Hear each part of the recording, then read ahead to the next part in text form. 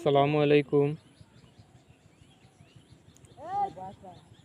সূরা আনকাবুতের ৪৫ নম্বর আয়াতে আল্লাহ তাআলা বলছেন, নামাজ অশ্লীল আর মন্দ কাজ থেকে মানুষের বিরত রাখে। ইন্নাস সালাতা তানহা আনিল ফাহশাই ওয়াল মুনকার। কিন্তু আমরা নামাজ পড়িয়া আমরা অশ্লীল আর মন্দ কাজ থেকে বিরত রইতে পারছি না। তার কারণ আমরা বয়লা পাচ্ছি না।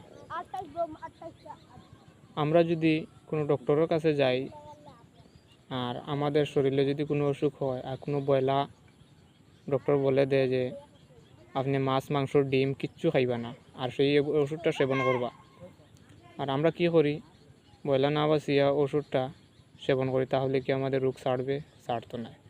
তাহলে নমাজও পড়তে হইলে আমাদের বয়লা বাঁচতে হইব, তাহলে আমরা সেজদা দিলে সেই সেজদাটা আল্লাহর কাছে গ্রহণযোগ্য হইব।